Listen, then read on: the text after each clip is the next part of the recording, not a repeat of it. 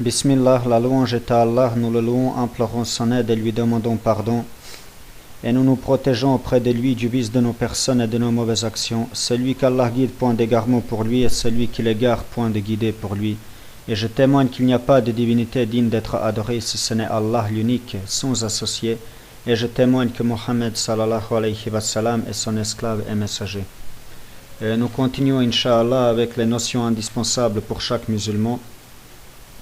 On est au 5e cours qui concerne les conditions des ablutions, les obligations des ablutions, ainsi que les annulations des ablutions.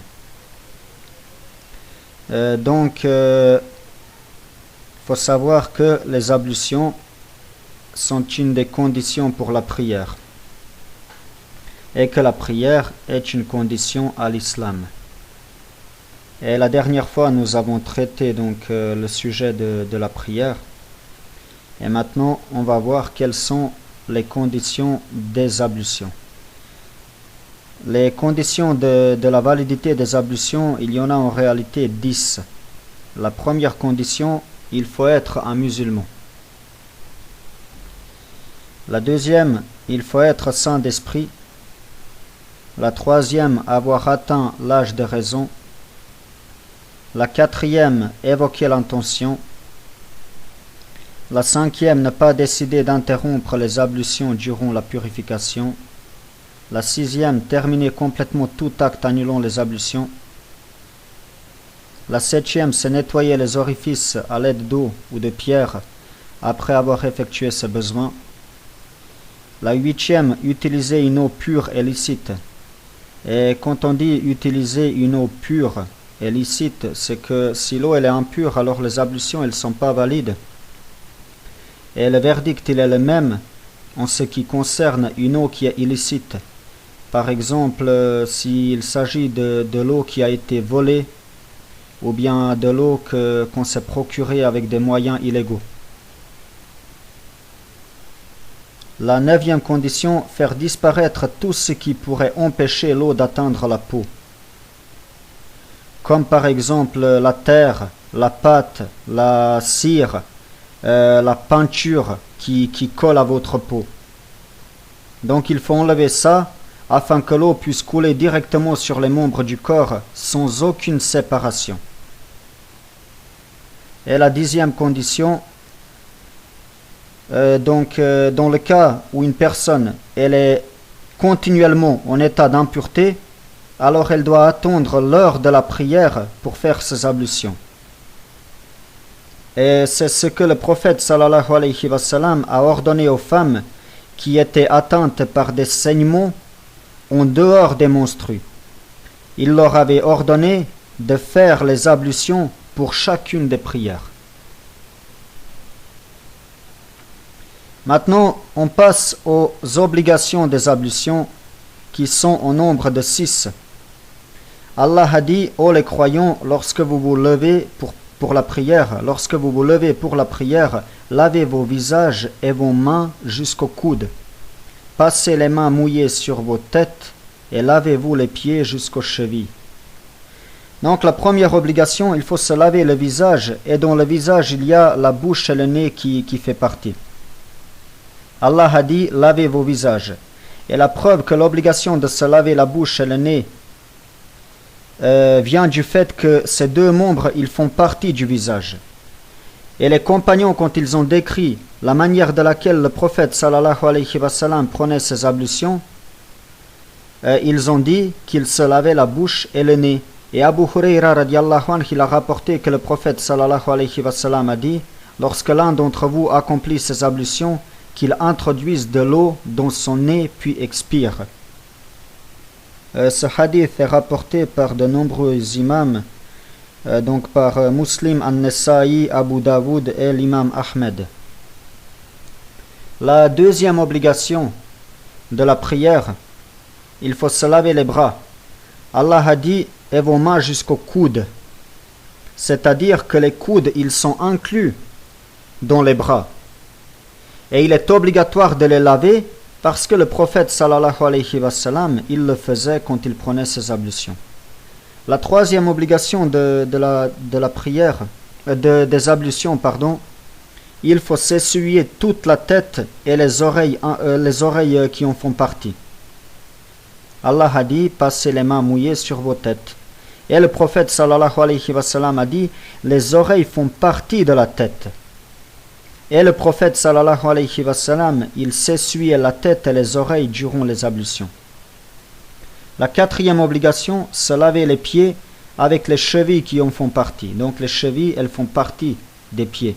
Allah a dit, et lavez-vous les pieds jusqu'aux chevilles. Et la cinquième obligation, respecter l'ordre de lavage des membres. Donc il faut faire tout ça en ordre. Allah il a dit dans un ordre et on se doit de suivre l'ordre qui a été donné. Et la sixième et dernière obligation, il faut passer d'un membre à l'autre sans longue interruption. C'est-à-dire qu'on ne peut pas se permettre d'attendre que le membre qu'on a lavé, il sèche et après on va passer à un autre. Il faut qu'il n'y ait pas de longue interruption. Maintenant on passe aux annulations, c'est-à-dire les actes qui annulent les ablutions. Là, il y en a 6. Donc, tout d'abord, la première chose qui annule les ablutions, c'est tout ce qui sort des orifices d'évacuation, que ce soit en petite ou en grande quantité, comme par exemple l'urine ou bien les excréments qui annulent l'ablution à l'unanimité des savants, comme l'a rapporté Ibn Abdul Barr. Deuxièmement, toute souillure qui va jaillir de votre corps en grande quantité. C'est-à-dire, si c'est une petite quantité, les ablutions, elles sont toujours valides. Donc, je prends l'exemple du sang, par exemple. S'il y a beaucoup de sang qui coule de votre corps, c'est-à-dire en grande quantité, alors votre ablution sera annulée et il faudra la refaire. Mais s'il coule en petite quantité, alors dans ce cas-là, votre ablution ne sera pas annulée. Ibn Abbas radiallahu anhu a dit, s'il jaillit en grande quantité, on se doit de recommencer les ablutions. Donc là, il parlait du sang. Et la preuve que du sang qui va jaillir en petite quantité n'annule pas les ablutions, c'est Ibn Omar radiallahu anhu qui a un jour crevé un bouton et il y a du sang qui est sorti, mais il a continué à faire la prière. Il a fait la prière, mais il n'a pas pris les ablutions. Et il n'y a aucun compagnon qui a divergé avec lui à ce sujet, donc c'est l'unanimité parmi les compagnons. La troisième chose qui va annuler les ablutions, c'est le fait de perdre conscience. Par exemple, si vous vous endormez, vous vous évanouissez ou bien vous perdez conscience à cause de l'ivresse. Le prophète sallallahu alayhi wa sallam a dit, quiconque s'endort se doit de réitérer ses ablutions. Rapporté par Abu Daoud, Ibn Majah, Al-Hakim, donc notamment par ces trois traditionalistes. La quatrième annulation des ablutions, toucher de la main ses parties intimes avant ou arrière sans séparation, c'est-à-dire les toucher peau à peau. Le prophète sallallahu alayhi wa sallam a dit, quiconque touche ses parties intimes doit renouveler ses ablutions. Rapporté par An-Nasa'i, Ibn Majah et l'imam Ahmed. Cinquièmement, manger de la viande de chameau. Il a été rapporté qu'un homme avait questionné le prophète sallallahu alayhi wa sallam, dois-je renouveler mes ablutions après avoir mangé de la viande de chameau?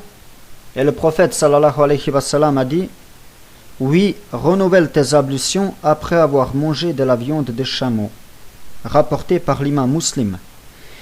Et la dernière chose qui va annuler les ablutions, c'est la mécréance. Allah a dit, si tu donnes des associés à Allah, ton œuvre sera certes vaine. Et les savants qui ont parlé, qui ont traité le chapitre de l'apostat, ils ont donné l'exemple d'un homme qui va prendre ces ablutions et qui va tomber dans la mécréance entre le chemin de l'ablution et de la prière. Qu'Allah nous en préserve. Maintenant, deux dernières précisions.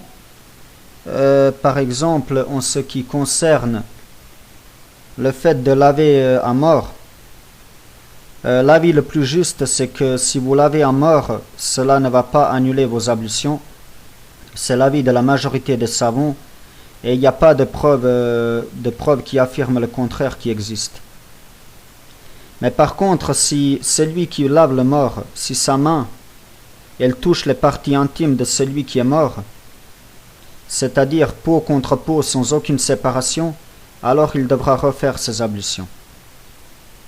Mais il est de son devoir, bien sûr, de ne pas toucher les parties intimes du mort, sauf bien sûr s'il se couvre les mains.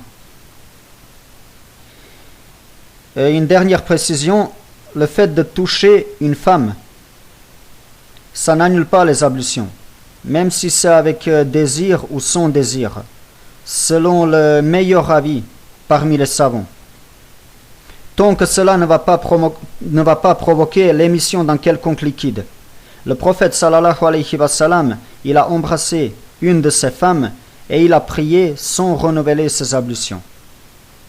Et en ce qui concerne la parole d'Allah, dans laquelle il a dit, ou si vous avez touché à des femmes, là il s'agit du rapport en lui-même qui est désigné selon l'avis des savants le plus correct.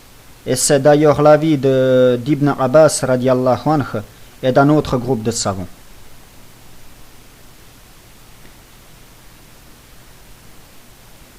سبحانك اللهم وبحمدك أشهد أن لا إله إلا أنت أستغفرك وأتوب إليك السلام عليكم ورحمة الله وبركاته